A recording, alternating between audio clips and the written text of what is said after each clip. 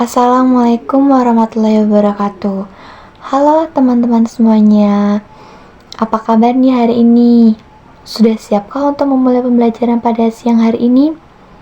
Semoga kalian berada dalam keadaan sehat walafiat tanpa halangan suatu apapun ya. Nah, sebelum kita memulai pembelajaran, alangkah baiknya kita berdoa terlebih dahulu supaya diberikan kelancaran saat kita itu pembelajaran nanti.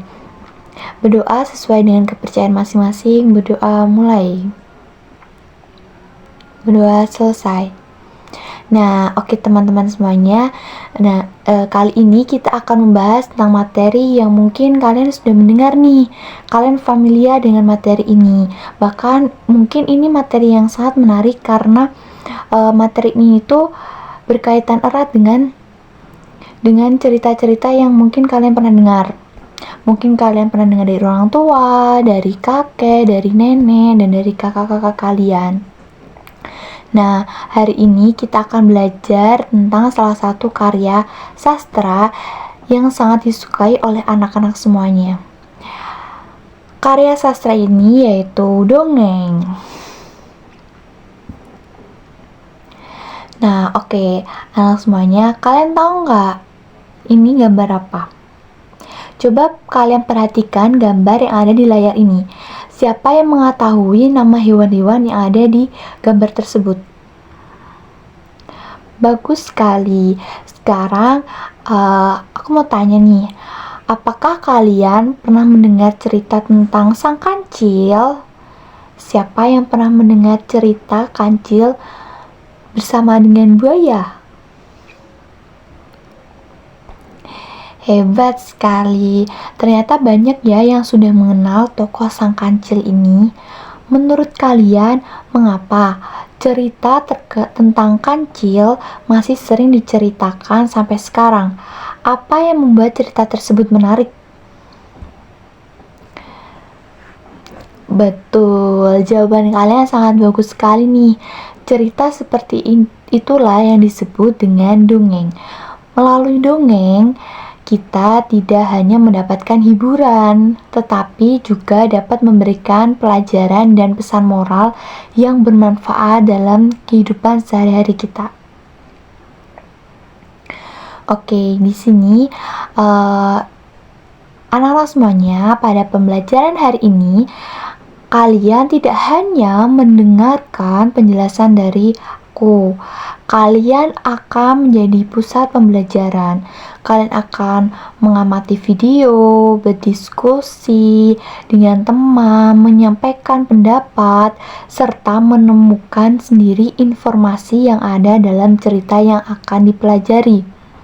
Setelah mengikuti pembelajaran ini, kalian diharapkan mampu menjelaskan pengertian dongeng, menemukan unsur-unsur yang terdapat dalam dongeng, menjelaskan pesan moral yang terkandung dalam cerita, dan menceritakan kembali isi dongeng kalian menggunakan bahasa kalian sendiri. Oke. Sebelum kita menonton video, Ibu ingin mengetahui terlebih dahulu pengetahuan yang sudah kalian miliki. Menurut pendapat kalian, apa yang dimaksud dengan dongeng? Apakah dongeng merupakan cerita nyata atau hayalan? Oke, baik. Terima kasih atas pendapat kalian. Dari jawaban yang sudah disampaikan, kita dapat mengetahui bahwa dongeng merupakan cerita yang bersifat hayalan atau imajinatif. Meskipun tidak benar-benar terjadi, dongeng biasanya mengandung pesan moral yang dapat kita jadikan pelajaran. Lalu, menurut kalian, apa saja yang biasanya terdapat dalam sebuah cerita? Apakah ada tokoh? Apakah ada tempat terjadinya cerita? Apakah ada pesan yang dapat kita ambil?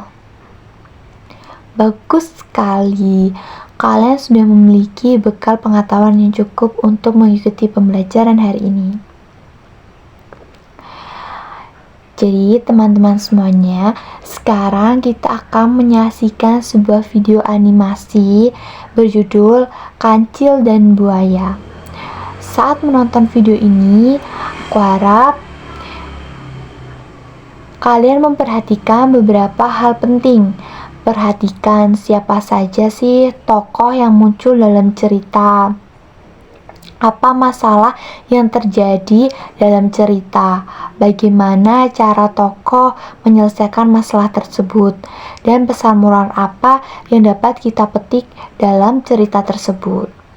Nah, silahkan kalian menyimak video dengan baik, karena setelah ini kita akan berdiskusi bersama. Ini dia videonya. Kancil Kalian dan bisa melihat di buaya. sini. Pada suatu hari yang cerah di hutan, si kancil sedang berjalan santai di tepi sungai. Ia ingin pergi ke seberang karena di sana banyak buah-buahan segar yang baru tumbuh. Wah, buah-buahan di sana pasti enak sekali, gumam kancil sambil menjilat bibir. Tapi sungai ini luas dan penuh buaya. Bagaimana aku bisa menyeberang? Kancil pun duduk di tepi sungai, berpikir keras. Tak lama kemudian, muncullah ide cemerlang di benaknya. Ia berdiri dan memanggil dengan suara lantang. Hai buaya, keluar kalian. Aku membawa pesan penting dari Raja Hutan. Seekor buaya besar muncul di permukaan air diikuti oleh buaya-buaya lain. Apa pesan dari Raja Hutan? Tanya buaya dengan nada penasaran. Benar sekali, jawab kancil dengan suara meyakinkan. Raja Hutan ingin mengetahui berapa jumlah buaya yang hidup di sungai ini untuk memastikan keamanan wilayah hutan. Oh, begitu. Jadi, kami hanya perlu menunjukkan diri, tanya buaya yang lain. Lebih dari itu, kata kancil licik. Kalian harus berbaris dari tepi sungai sebelah sini sampai ke seberang sana, agar aku bisa menghitung satu persatu. Buaya pun merasa bangga karena merasa diperhatikan oleh Raja Hutan. Mereka langsung berenang dan menyusun diri dalam barisan panjang dari satu sisi sungai hingga sisi lainnya. Bagus, sekarang aku akan menghitung kalian, seru kancil. Ia melompat ke punggung buaya pertama. 1, katanya. Lalu ia melompat ke buaya kedua. 2. Ia terus melompat dan menghitung sampai akhirnya mencapai tepi seberang. Begitu kakinya menyentuh daratan, kancil tertawa berhak-haka. Hahaha, terima kasih buaya-buaya bodoh, aku berhasil menyeberang tanpa basah sedikit pun. Para buaya menyadari bahwa mereka telah ditipu. Ai, kembalilah ke sini, dasar penipu kecil, teriak seekor buaya. Namun, kancil sudah menghilang ke dalam semak-semak di seberang sambil berkata, lebih baik cerdik daripada kuat. Oke, baik anak-anak semuanya, video yang kita saksikan tadi sudah selesai. Sekarang saatnya kalian bekerja sama dengan kelompok masing-masing untuk mendiskusikan isi cerita. Ibu akan memberikan LKPD, setiap kelompok diminta untuk mendiskusikan beberapa pertanyaan yang terdapat di LKPD digital tersebut. Ingat, setiap kelompok harus berpartisipasi menyampaikan pendapatnya. Jangan hanya satu orang yang bekerja, oke? Nah, Ibu akan memberikan instruksi kalian berkelompok dengan anggota kelompok, yaitu 3 orang ya. Oke, silakan kalian berkelompok. Di dalam LKPD tersebut ada beberapa pertanyaan-pertanyaan yang kalian harus diskusikan bersama teman kalian. Pertanyaan-pertanyaan tersebut kalian diskusikan menggunakan bahasa kalian sendiri. Adapun pertanyaannya yang pertama yaitu siapa tokoh utama di dalam cerita. Yang kedua, siapa tokoh pendukung dalam cerita. Yang ketiga, bagaimana sifat kancil.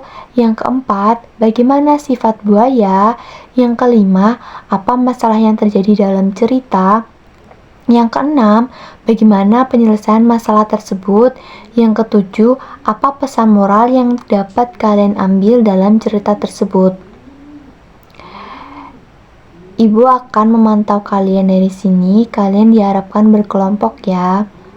Jangan ada yang berisik.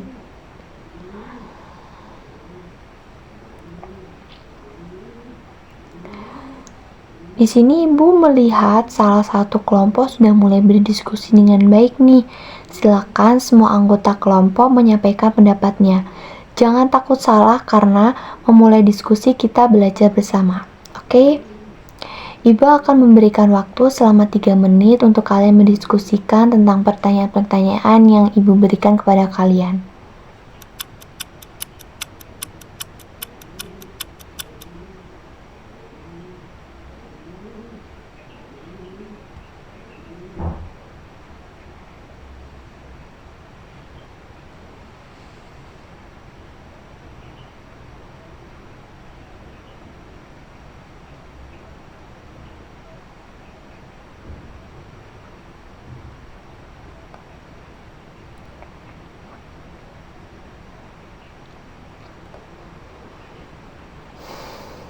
Oke, waktu kalian tinggal beberapa menit lagi ya.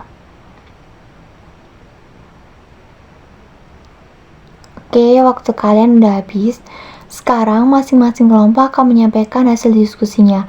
Kelompok siapa yang akan maju pertama untuk mempresentasikan hasil di kerja kelompok kalian? Oke, baik. Sekarang kalian mulai mempresentasikan ya.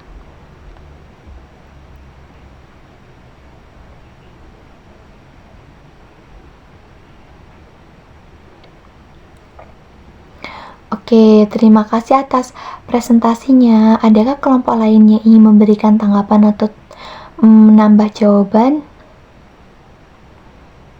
Iya.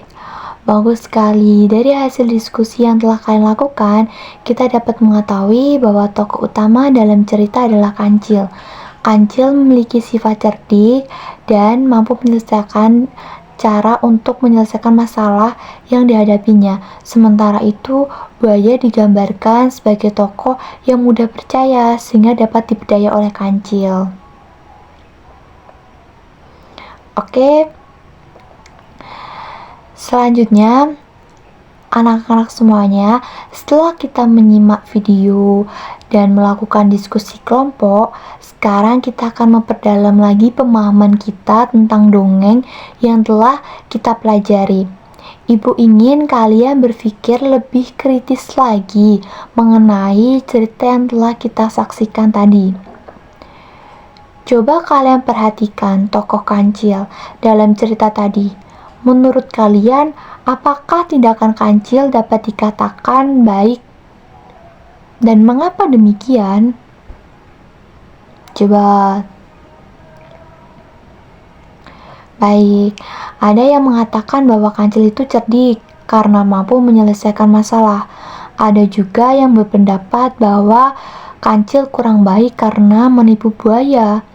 Semua pendapat kalian itu sangat bagus sekali karena menunjukkan bahwa setiap cerita ini itu memiliki cara pandangnya masing-masing. Nah, sekarang coba bayangkan jika kalian berada pada posisi buaya. Apa yang kalian rasakan ketika mengetahui bahwa kalian telah ditipu oleh sang Kancil? Betul sekali, kalian tentu akan merasa kecewa. Oleh karena itu, dari cerita yang kita itu pelajari tentang kecerdikan, tapi kita juga belajar nih untuk tidak mudah percaya terhadap informasi yang belum tentu itu benar. Selanjutnya nih, siapa yang bisa menyebutkan unsur-unsur dongeng yang kita temukan dalam cerita tadi?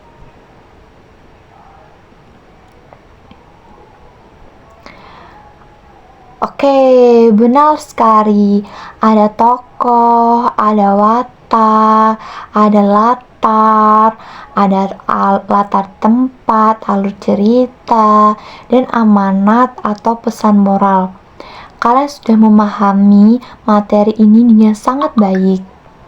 Sekarang, saatnya kita menguji pemahaman kalian melalui kuis interaktif. Kalian dapat menjawab secara lisan ataupun melalui aplikasi kuis yang telah disiapkan di sini. Oke. Apa yang Ibu akan memberikan pertanyaan yang terdapat di dalam kuis itu ya. Yang pertama, apa yang dimaksud dengan dongeng? A. Cerita yang berisi angka-angka. B. Cerita hayalan yang mengandung pesan moral.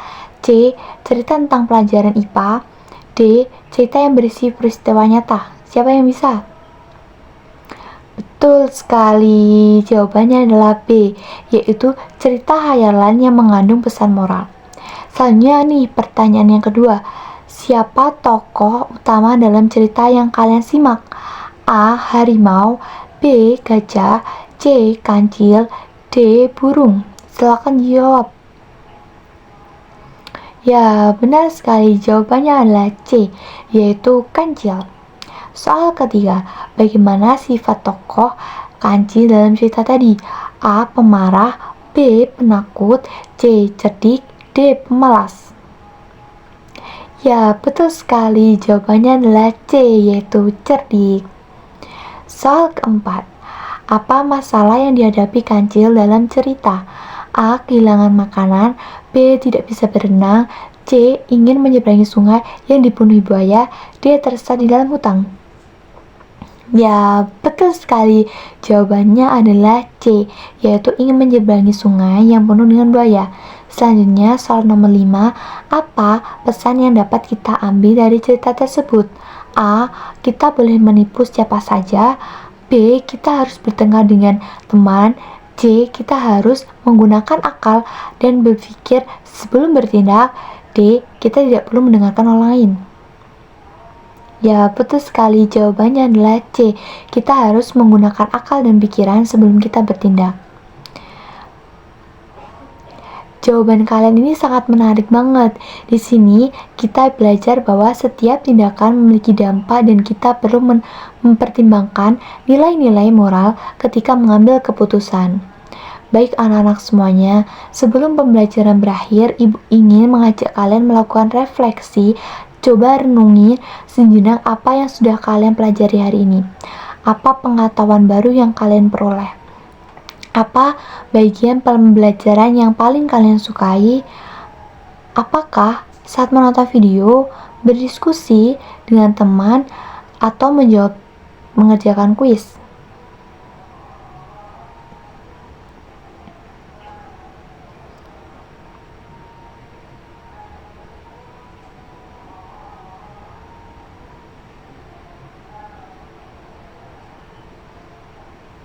Oke, terima kasih atas jawaban kalian.